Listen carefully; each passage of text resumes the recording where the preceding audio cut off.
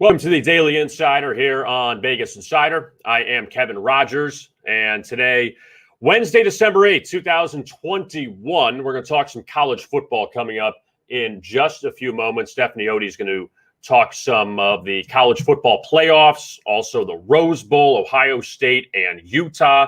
We'll also hit on some NFL games. We'll talk to Stephanie coming up in just a few moments. But before we get to that, I want to tell you about BetMGM.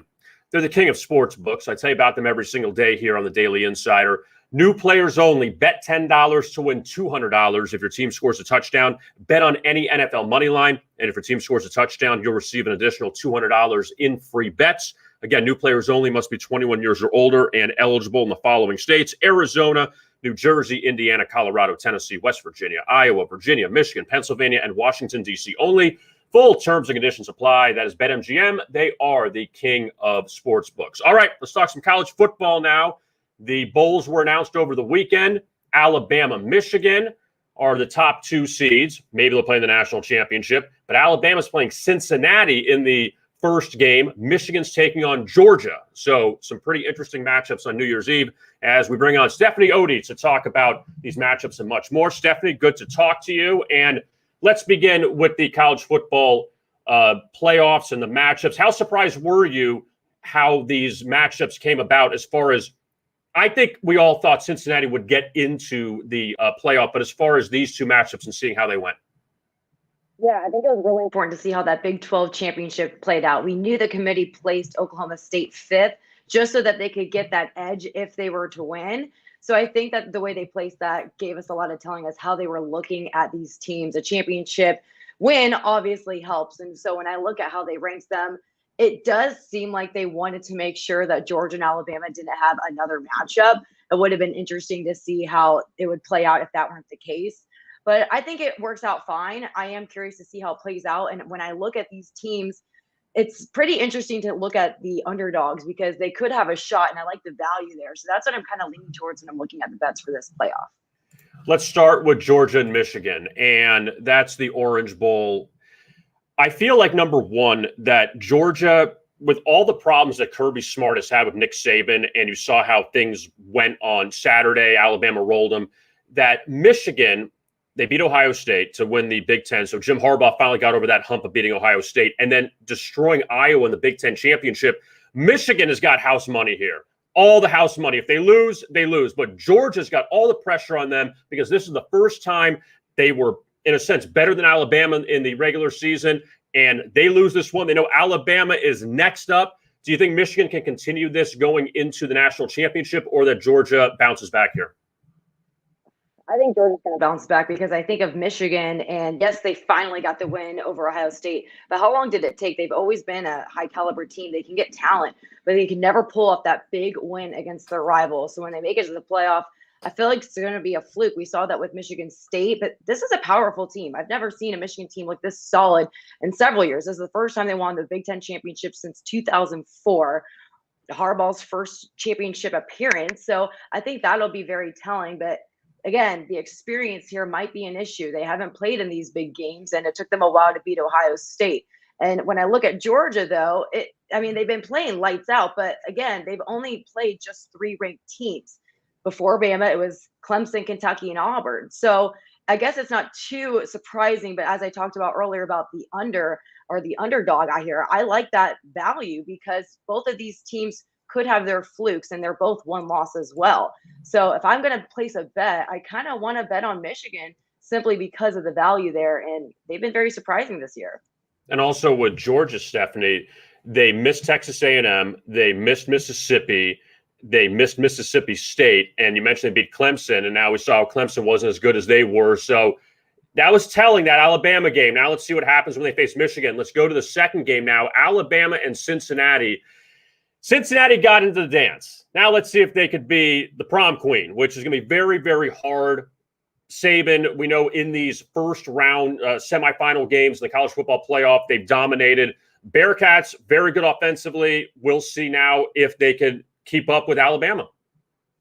Yeah, I mean, Cincinnati, credit to them for making it this far. I think Fickell's doing a phenomenal job But this one's definitely going to be a slugfest in the trenches, I think. Alabama is 5-1 in semifinal games, and they've won their last 5.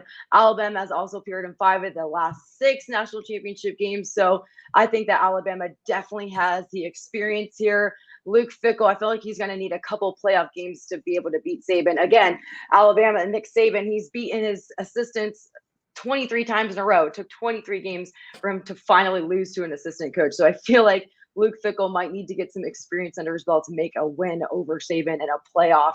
But again, I think this might be a tough matchup for Cincy. It's going to be a team that they haven't played against, and their ranked teams were great, but they've been playing lights out, and they've been more consistent than Alabama's been. But thinking of Saban losing two games in one season is just too hard for me to imagine. Now, looking at one of the other big bowl games, Stephanie, the Rose Bowl, Utah and Ohio State. We call it the Urban Meyer Bowl. He coached both these teams. But when you look at the Buckeyes, I dug this one up, which was kind of interesting, that we know that they get to the college football playoff a lot. This year, they didn't make it. First, or actually, what did I write here? Since 2015, they're 3-0 in non-college football bowl games. So they actually have fared well. There's no letdown for Ohio State. You look at Utah's side, they beat Oregon twice, a team that Ohio State lost to earlier in the season. Utah is very high right now, winning the Pac-12, and Ohio State didn't win the Big Ten. But you think that Ryan Day can keep them focused for this game to keep that streak going and win another non-college football playoff bowl game? I definitely think Ryan Day has what it takes to get past this. I mean, I think of last season with COVID, I covered the team very closely, and they had so many distractions, so much adversity with the way the Big Ten played out all the protocols and things like that. So they have overcome a lot. And I look at this game, and I think the key in this one is going to be Utah's pass defense against Ohio State's offense. They have the top receiver core. I think Stroud's been connecting them very well. But like you said, this Utah team has beaten a team that beat Ohio State twice this season. So that'll be an interesting matchup. But like you mentioned, Ohio State is dominant in these bowl games, and I think that they're clearly going to beat Utah in this one. And I do think it's interesting. These are 2 of the coaches that succeeded Urban Meyer playing together in Urban Meyer's last bowl game, the Rose Bowl. So this will definitely be a good one for fans to watch. Yeah, and Kyle Whittingham has been at Utah since Urban Meyer left. That he stayed there the whole time. He's made Utah the transition of Pac-12, and he's done a pretty good job with it. Also, okay, what I wrote, first time since 2018 that Ohio State is not in the college football playoff. So we're just so used to seeing out of 4 teams, Alabama, Clemson, Ohio State, and someone else. That's what we're always seeing. Clemson, I might only want to say Clemson stunk this year. It's unfair. They went 9-3. They just weren't what they were, and Ohio State stubbed their toe early against Oregon. And I kind of wonder there, how Utah handled Oregon twice and Ohio State had problems with them. So I look at that Oregon game. I went to that game, and I think there was lingering effects from last year. Ohio State, after all, only had 5 regular season games. And all season long, we were talking about how the lack of those game reps really affected this team. And I think it lingered on to the following season. We saw that in the first game against Minnesota. So Ohio State had to get into a rhythm, and some of these players barely saw the field. They were playing a lot of young guys. So I think it took time to get into a rhythm. I mean, they waited to even run Trevion Henderson, and, he broke a 2-time Heisman winner rushing record. So I think that they needed to get into a rhythm and see what was working, what wasn't. They had a lot of issues on defense. He was calling plays. So they made those adjustments after that Oregon game, and Kerry Combs was no longer on the field. He went up to the press box, and it was a collaborative effort, and they just hired a new defensive coordinator. So it's going to be interesting to see how the teams adjusted to that. But I think that Ohio State clearly found its rhythm. It took a long time to get there because of all the aftermath from that COVID year. Looking quickly at the Heisman, even though a lot of it's off the board, Stephanie, this is really interesting to me, is how all year it was Bryce Young of Alabama and Matt Corral from Ole Miss. Then C.J. Stroud got into the mix there, and he had a fantastic first season with the Buckeyes. He was going into, I think, the Michigan game as the favorite, and Bryce Young was at plus money right behind. And C.J. Stroud played very well against Michigan. He had good numbers in that game, even though the Buckeyes lost. But then the whole thing flipped, and now Bryce Young is at minus 3,000. Stroud's still going to New York as one of the 4 finalists, but it's just interesting how Stroud got all the way down to the end, and he was a slight favorite going into the end of the regular season. Yeah, I think getting to a playoff, when you look at the Heisman rankings, that last game has a lot to do with it. And when you see what Bryce Young was able to do, he had a Heisman moment with 41 points, one of the best against one of the best defenses in the history of the sport.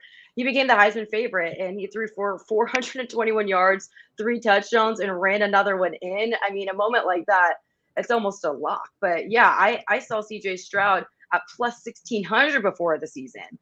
And we saw the way that, went up, and he placed 6 touchdowns against Michigan State in just the first half of the game.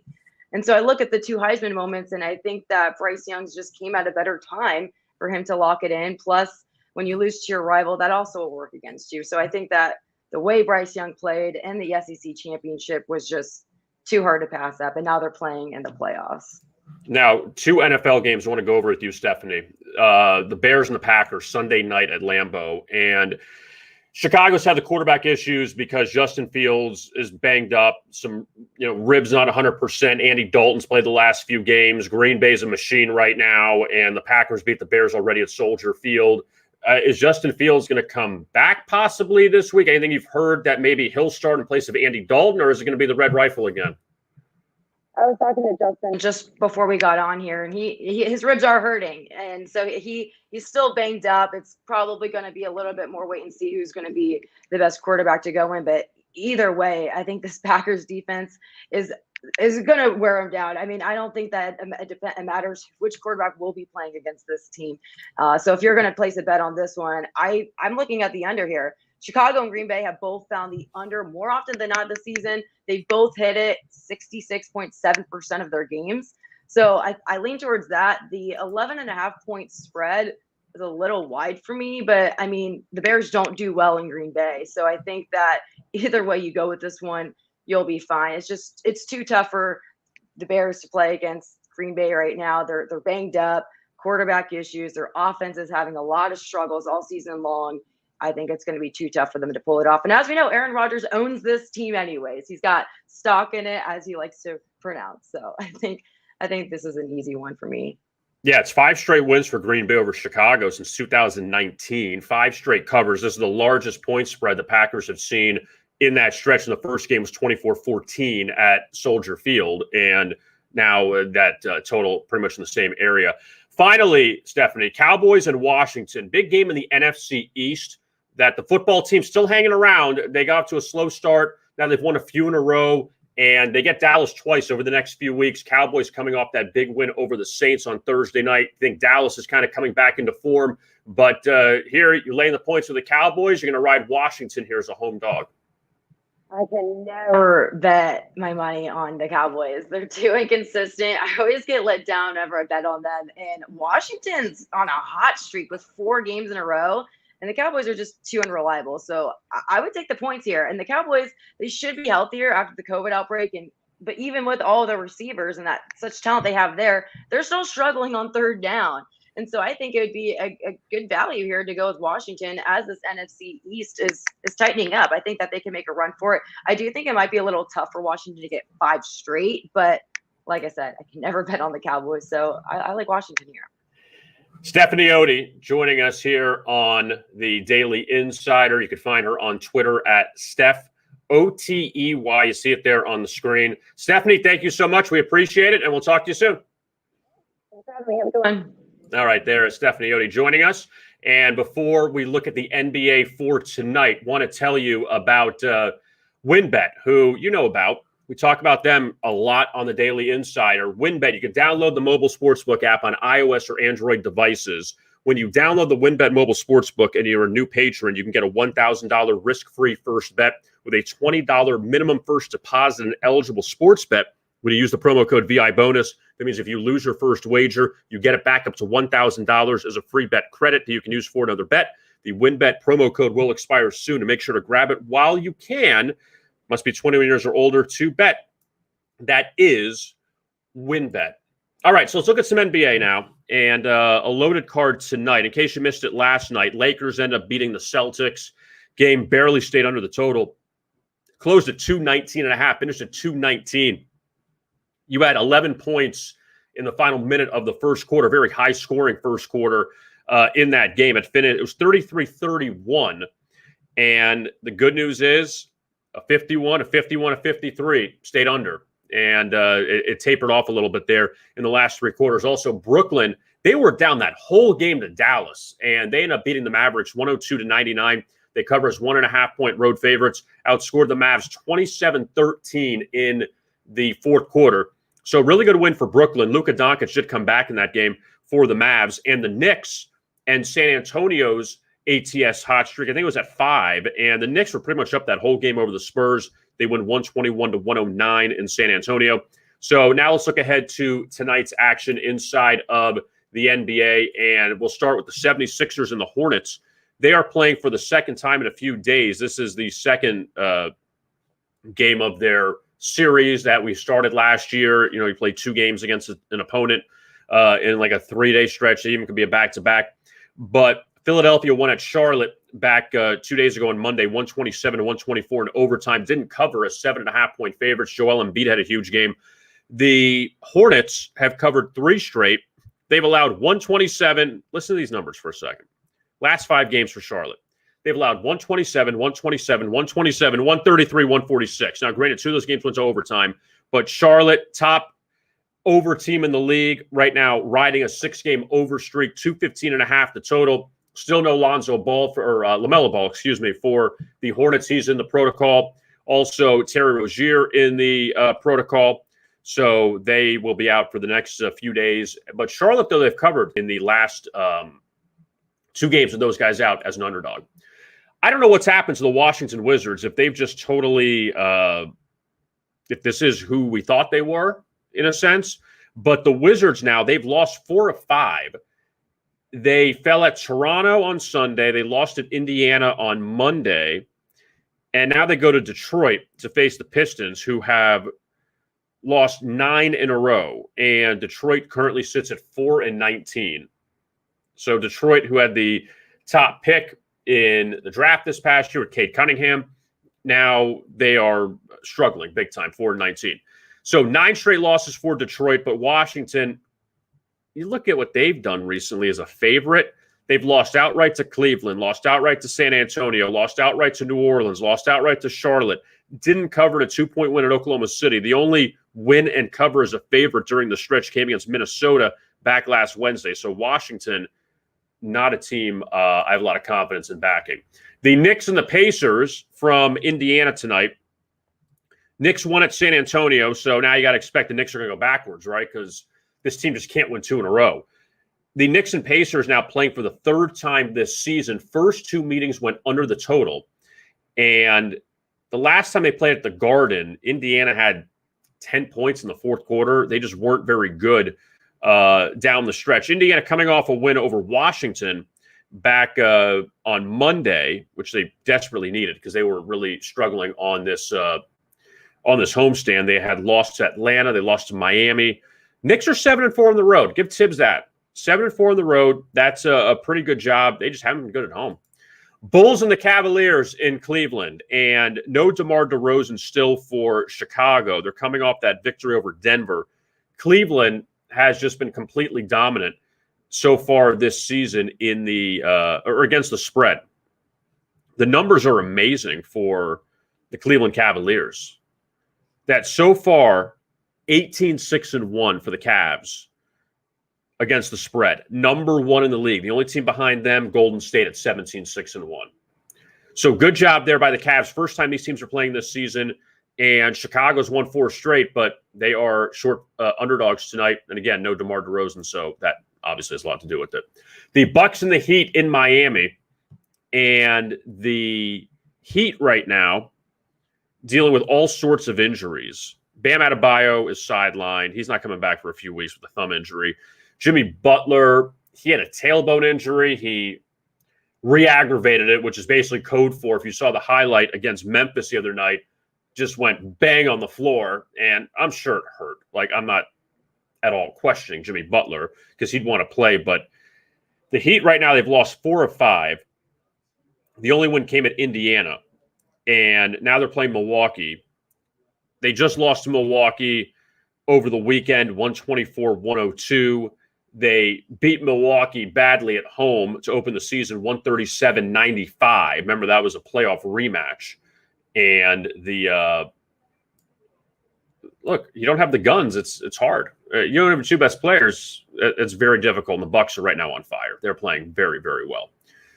The Thunder and the Raptors, not exactly the greatest matchup in the world, but they're meeting tonight in Toronto. And Oklahoma City, a nice bounce back from their loss to Memphis by 73 points. At least now, they have some confidence because they just beat Detroit on Monday. Now they go to Toronto. Thunder still 14-9 against the spread. In spite of that horrible loss to Memphis, they've been a pretty good team to back. Toronto's won 2 straight, short favorites over Milwaukee, but Giannis didn't play in that game, so that's a little unfair. And then beating Washington on Sunday. Toronto's riding 4 straight unders. They've allowed 90, 93, and 98 the last 3 games. So Toronto defensively playing a little better.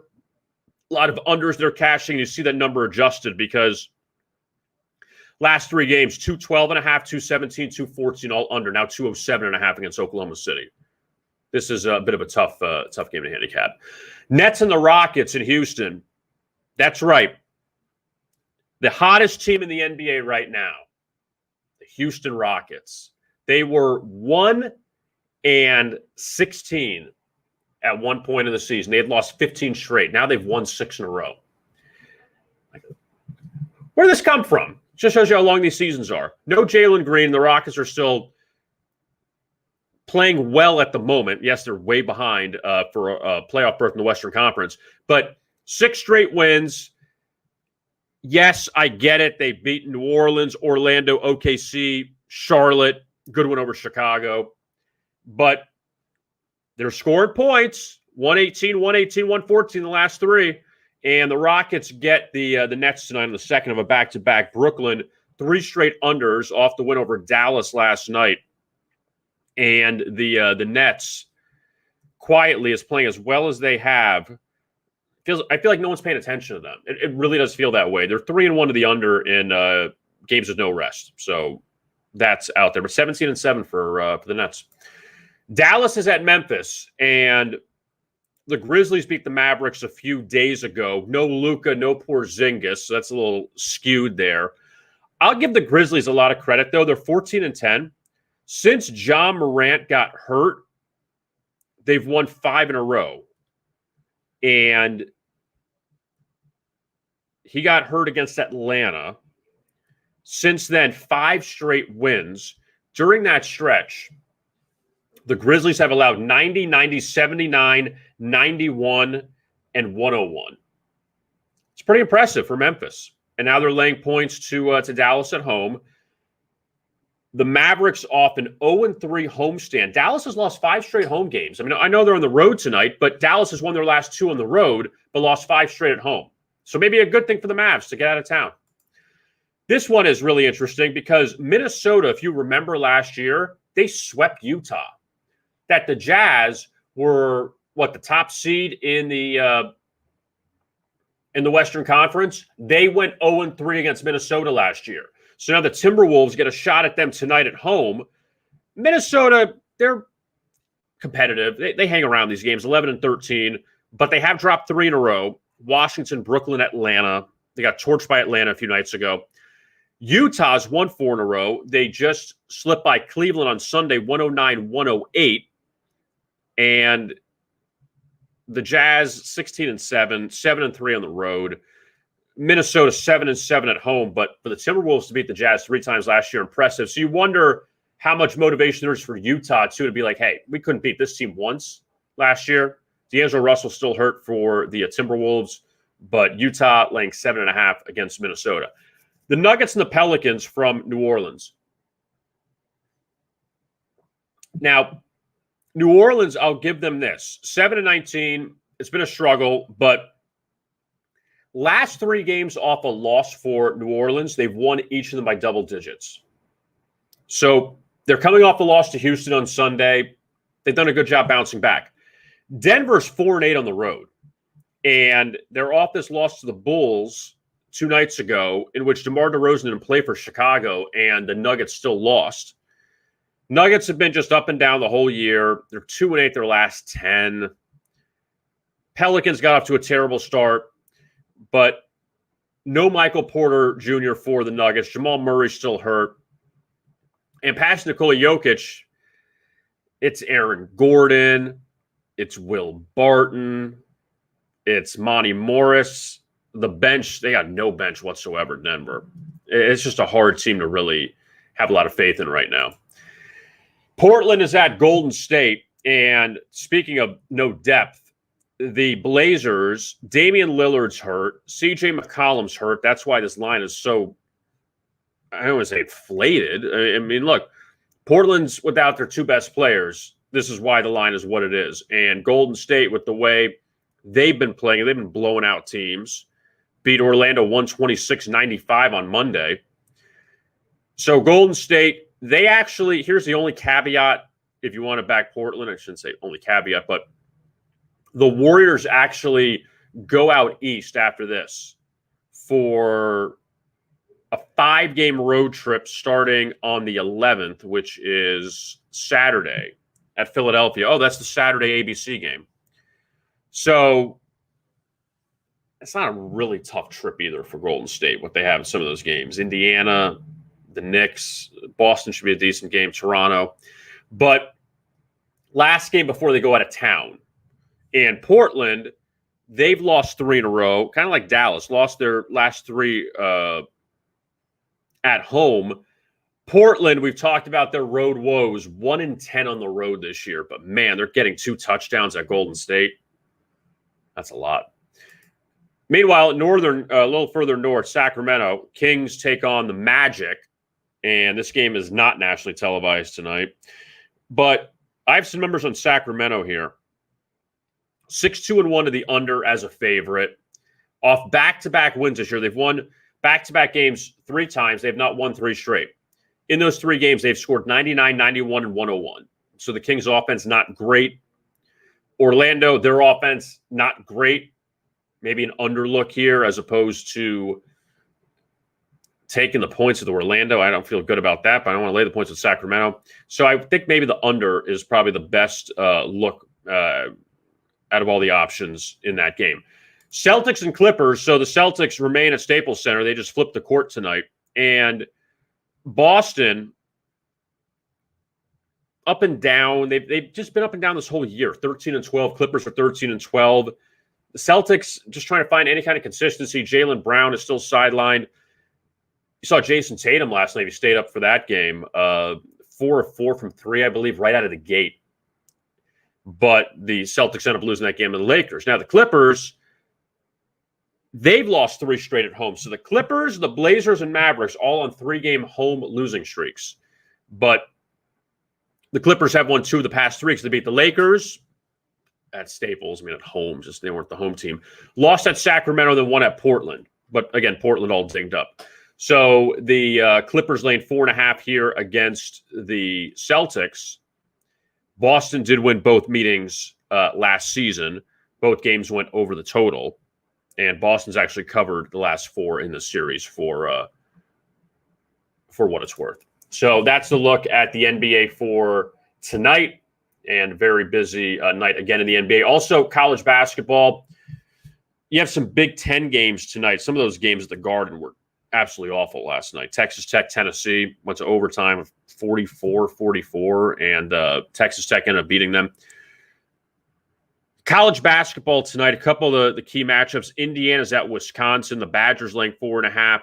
UConn at West Virginia. Mountaineers laying 2.5 in that one. Dayton SMU is actually a pretty good game. Dayton got off to that terrible start. Then they really caught fire. SMU 7-3. Michigan State's at Minnesota. So Izzo taking the Spartans there. Minnesota 7-0. Marquette and Kansas State.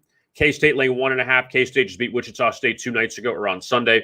Marquette, they're 7-2 so far in the season. And a good game out west. San Francisco 9-0 against 7-1 Fresno State.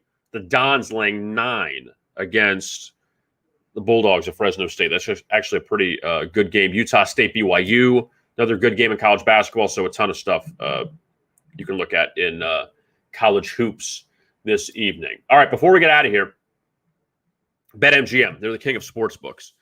Bet $10 to win $200. Again, for new customers only. Want to repeat that. New players only.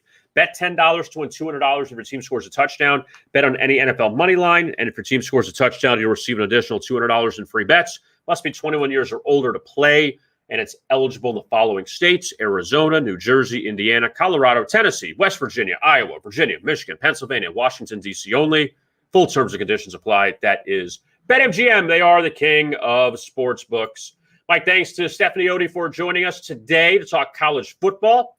And tomorrow, Vince Akins will be on. We'll talk trends for the NFL, and I'm sure I'll have something on Army-Navy as well. They've had unders forever. That's what happens when you run the ball all the time. They just bleed the clock, and they're 17-10 games. But we'll talk to Vince tomorrow about some NFL trends for the upcoming weekend. And college football, now we got to transition to the bowls. So that's what we got, the million bowls we got to look at. I am Kevin Rogers. Thanks a lot for tuning in to this edition of the Daily Insider. We'll be back with you coming up tomorrow at noon. And as always, best of luck with your bets.